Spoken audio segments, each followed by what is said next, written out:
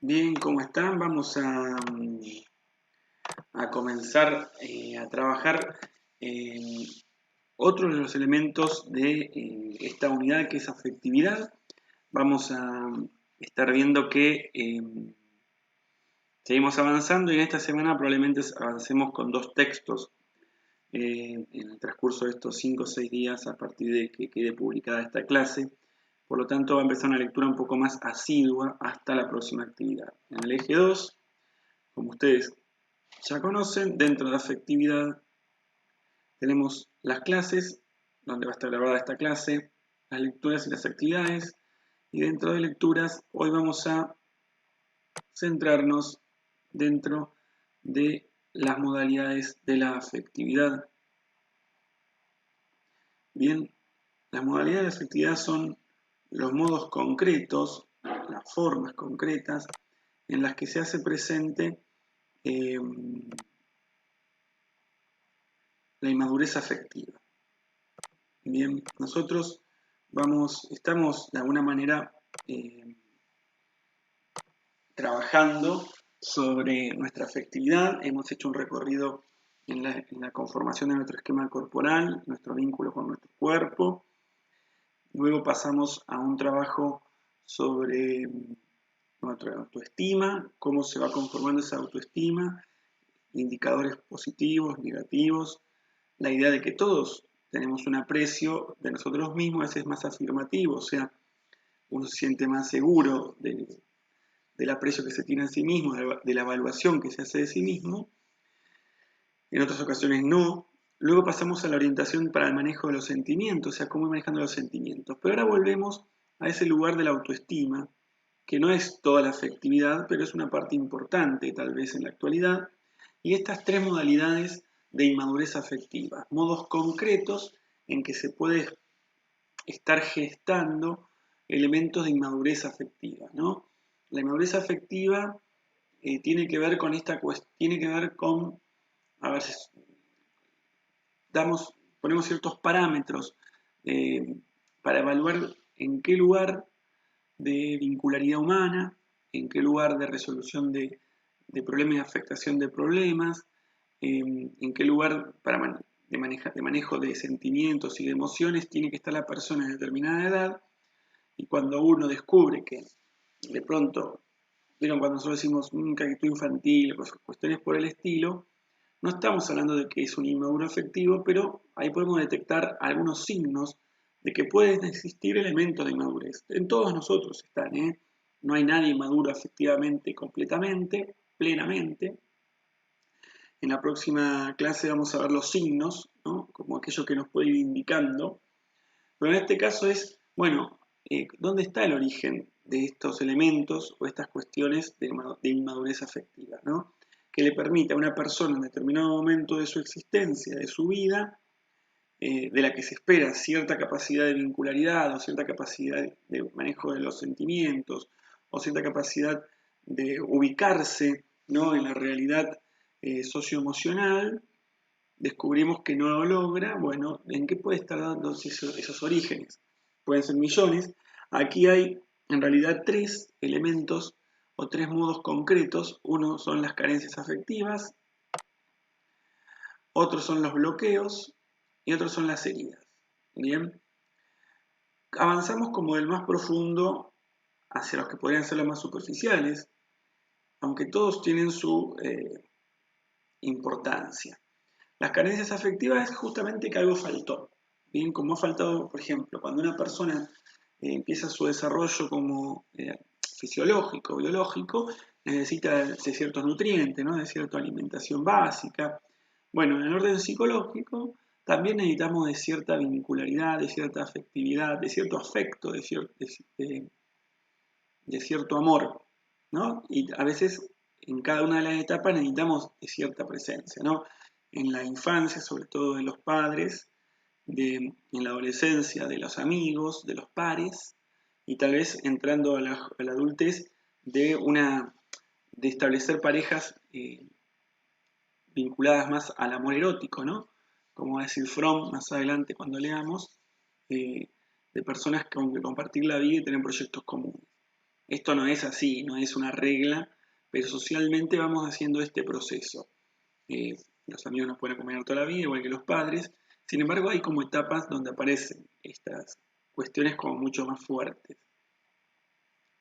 Y estos elementos y estos vínculos nos permiten como ir satisfaciendo ciertas necesidades, ¿no? Y ayudan a alimentar nuestra autoestima, ir construyendo una personalidad mucho más afirmativa, mucho más eh,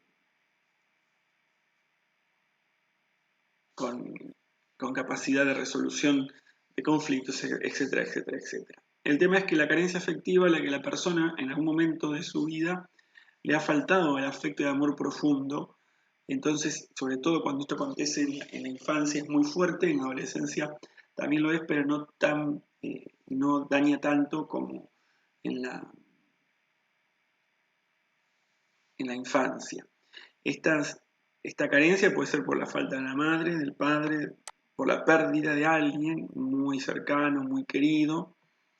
Eh, entonces hace que se produzca un vacío que no se puede reemplazar, ¿no? O sea, la carencia tiene esta característica de que no es que, bueno, me faltó mi madre, bueno, le compré un perrito y con eso alivio su dolor. O sea, no voy a ocupar el lugar de la madre que faltó, no voy a ocupar el lugar del padre, o no voy a ocupar eh,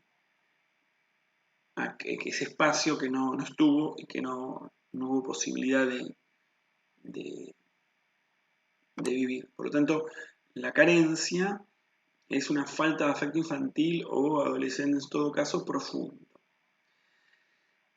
Y las características de las carencias es que son dolorosas, humillantes, en el sentido humillante que la persona tiene, digamos, cuando la carencia actúa muy fuertemente en la personalidad de alguien, la persona generalmente tiende a establecer una dependencia en el vínculo con otros, y eso es humillante en el sentido de que no puede, en muchos casos, eh,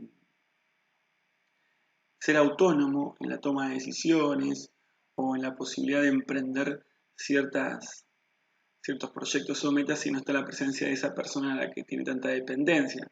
Son desgastantes porque la persona que sufre carencias afectivas muy profundas, eh, a pesar de que quiere vincularse con otros o establecer vínculo de otra manera, muchas veces no puede, ¿no? Entonces eso genera mucho desgaste porque hay un intento, pero que no logra. Lo que hay que entender es que una persona con una carencia afectiva no es culpable de haber sufrido una carencia. Aconteció eso. Entonces es importante ver cómo, de alguna manera, se puede, digamos, ahí es donde aparece la cuestión más fuerte del acompañamiento psicológico, cómo se puede hacer una terapia que le permita a esa persona darle como un lugar a la carencia, ¿no? La carencia va a estar, pero eso no tiene que determinar tu existencia, tu vida.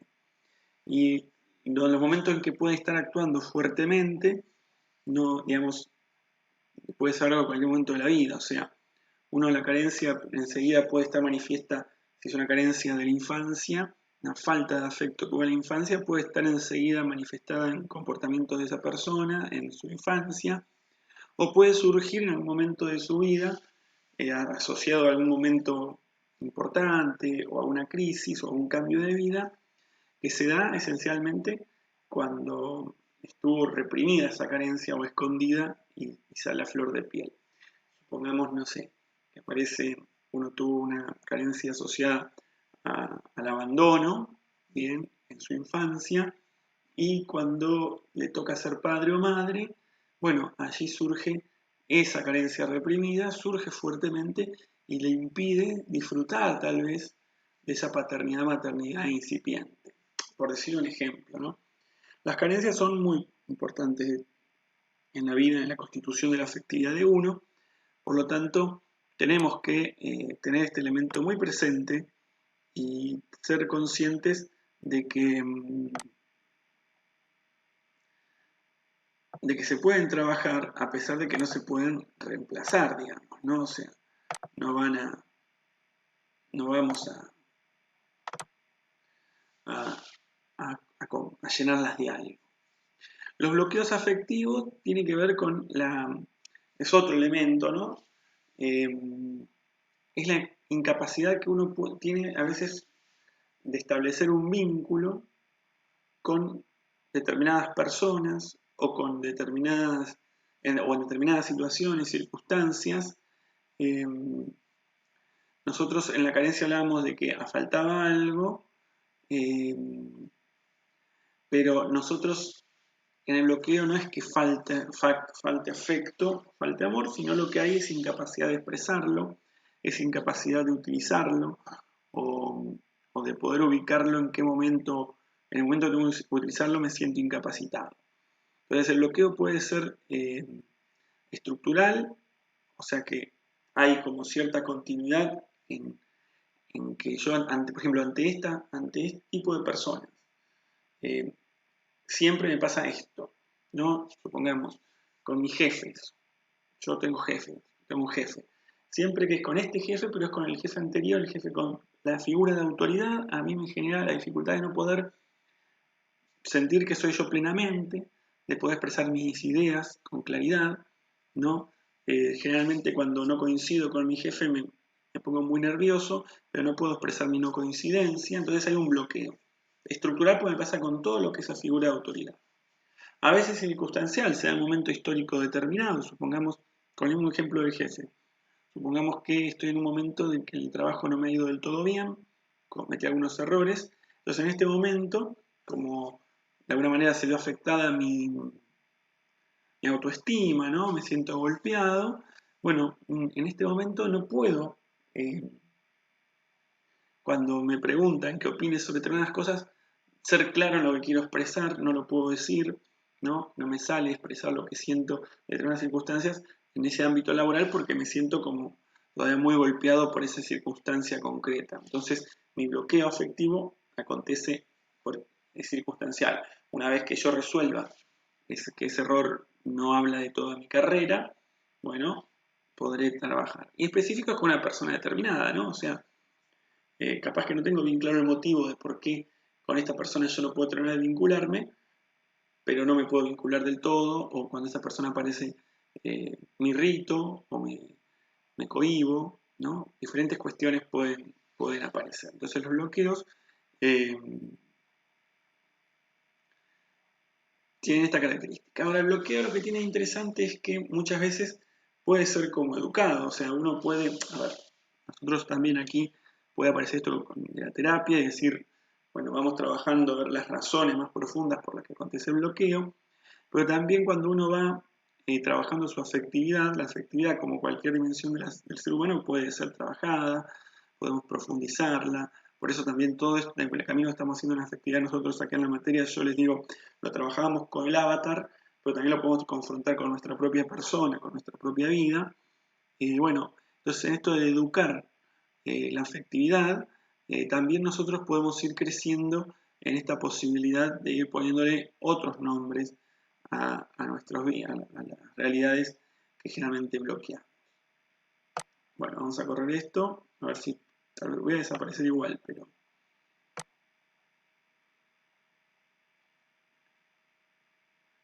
Bueno, y finalmente tenemos las heridas afectivas, bien, cortito el tema de heridas, así que voy a aparecer de vuelta. Las heridas afectivas son fruto de alguna situación concreta, ¿no? En la que uno se pudo haber visto eh, afectado. Bueno, ahí está. Que se ha visto afectado por una situación concreta, un acontecimiento, una situación que hace que sintamos que se lastima nuestra afectividad, que se lastima nuestro yo psicológico, nuestra autoestima, ¿bien? Y eso, por un espacio, o una situación, o un espacio determinado, o en un tiempo determinado, nos genera a veces incomodidad o incapacidad de vincularnos del todo eh, plenamente con otros, o nos hace sentirnos mal durante un tiempo, ¿no? Desanimados, a veces hasta como depresivos, ¿bien? Entonces, en este sentido, fíjense que las heridas surgen generalmente de marginaciones, injusticias, rechazos, calumnias, frustraciones, dice el texto, ¿no? O sea, yo, a ver, no sé, yo tengo expectativas respecto del vínculo con alguien y cuando puedo ser explícito en esa posibilidad de que esas expectativas con el otro dice, no, mira, estás confundido, yo no percibo lo mismo, y bueno, y eso me puede generar una herida afectiva. Pero la herida afectiva puede, bueno, yo puedo doler un tiempo, pero también resolverlo fácilmente. Incluso uno puede sentirse lastimado, pero no tan totalmente afectado, porque en el diálogo, si uno tiene ciertos elementos de afectividad claros, puede, bueno, enseguida como incluir ese rechazo o esa... Pero bueno, generalmente las heridas afectivas están presentes, acontecen, son mucho más comunes de lo que nosotros a veces las pensamos. Un comentario de un profesor, una profesora en el aula, que, no sé, que hace una intervención, el profesor, la profesora hizo un chiste pensando que era inocente y para mí me dañó. Y comentarios de compañeros, incluso con nuestra propia familia, ¿no? Que un papá, una mamá, un tío, una abuela nos diga algo, que a veces puede ser como desde el chiste o puede ser como un corregir, y uno no esperaba esa corrección, y por más que tal vez tenga asidero y sea real esa corrección y lo que me están diciendo es válido, uno se siente herido en algún momento, ¿no? Entonces el tema es qué tipo de herida es, ¿no? Uno puede medir la gravedad, por eso la gravedad va en función de varias cosas, ¿no? El ámbito en que se dijo, quién nos lo dijo, o quién la generó, cuánto afecta realmente algo importante de nosotros.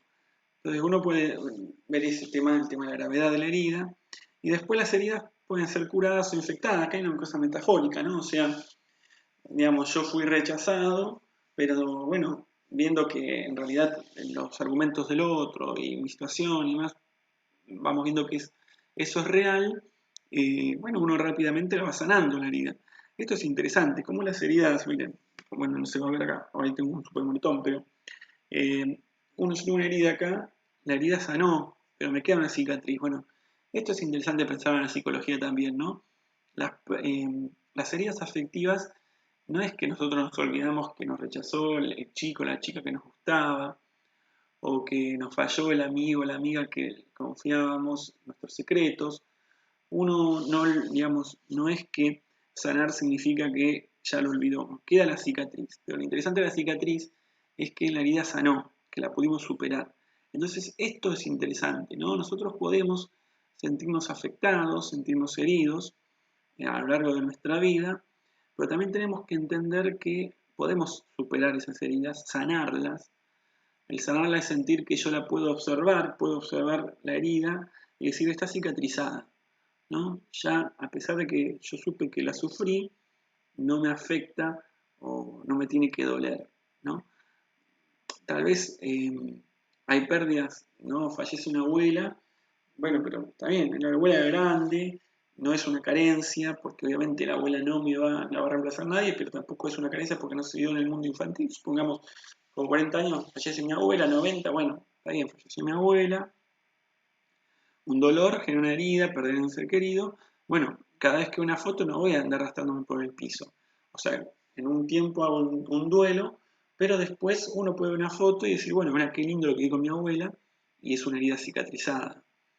Y las heridas infectadas son aquellas que, bueno, que no podemos resolver, que, que sí pueden afectar la vida psicológica de nosotros, de nuestra persona. O sea, ¿por qué? Porque es como, bueno, me rechazó Pirulo y hoy lloro, mañana lloro, dentro de 2 días lloro de vuelta y sigo llorando ese rechazo que nunca va a ser, como que sigo viviendo la ilusión de que aquella otra persona me puede aceptar solo por el hecho de estar sufriendo. Entonces es importante entender que las heridas afectivas, todo que son estas micro situaciones que afectan nuestra valoración, nuestra seguridad, nuestro aprecio de sí mismo, nuestra autoestima, deben ser resueltas. Y el ser resueltas es cicatrizarlas. Y cicatrizarlas es sentir que yo puedo descubrir que viví situaciones que no me coparon o que me dolieron, pero que las pude superar. Con los bloqueos, el objetivo es, bueno, hay algo que me impide vincularme del todo con esta persona profundamente, o con serenidad, o sintiéndome que soy yo mismo. Bueno, ¿qué es eso? ¿No? Entonces ahí, bueno, uno puede indagar en confrontación con el otro, como decíamos en esto del manejo de los sentimientos, en esto de verbalizar, o en la terapia. Pero lo importante es que en todos los casos uno tiene que hacer ejercicio de afectividad, uno tiene que hacer el intento de acercarse a otro, uno tiene que hacer el intento de sociabilizar. No socializar por sociabilizar, sino, bueno, a ver, estoy en un aula, bueno, voy a vincularme con el profesor, a ver, profesor, no lo voy a hacer hoy con mano alzada delante del curso, pero, ¿qué tal, profesor? Mire, yo hice esto, esto. Bueno, del día de mañana levanto la mano, ahora alguien me dice, che, me bardea un compañero. Bueno, hoy capaz que no digo nada, pero se lo puedo decir al lado, che, me rompe las bolas esto. Pero mañana voy a decir, che, mira, escuchame, eh, nada, no me copa cómo me tratás. Listo, me fui. Entonces ya hay un paso en esto de romper el bloqueo, de poder decir lo que siento, de poder expresarme como realmente soy. Bueno, el bloqueo, a pesar de que también necesita muchas veces, y sobre todo estructural, necesita de un acompañamiento o la posibilidad de como ir encontrando algunas motivaciones más profundas, el bloqueo también nos invita a que nosotros hagamos un ejercicio de la afectividad. Y la carencia es mucho más dolorosa, ¿no? Mucho más frustrante, humillante, decíamos. Establece relaciones simbióticas, lo vamos a ver después, esto de que necesito del otro sí o sí, sino como que muera. Pero la carencia tenemos que entender que lo que hay que lograr, o lo que nos debe ayudar a la psicología, es como darle el lugar en nuestra vida, ¿no? O sea, no estuvo esto, pero tengo todo esto otro, no lo suple. Pero bueno, ¿cómo se maneja esa carencia? ¿Cómo se le otorga el lugar en la vida que merece y que amerita, y no la carencia nos llena nuestra existencia de vacío?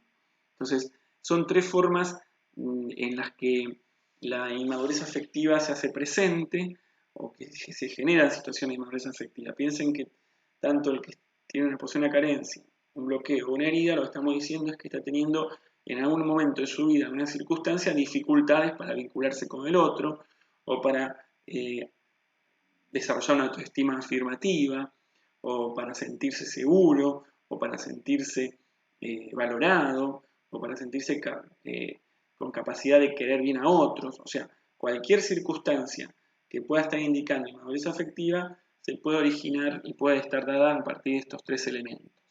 El siguiente paso en la siguiente clase va a ser, bueno, signos, ¿no? Indicadores que pueden estar surgiendo por algunos de estos tres elementos que veíamos recién, que se llaman signos de inmadurez afectiva. Lo vamos a ver enseguida, dentro de unos días voy a subir esa clase. Pero bueno, vayamos leyendo este texto y bueno, cualquier inquietud la vamos consultando. Buena lectura, buena lectura.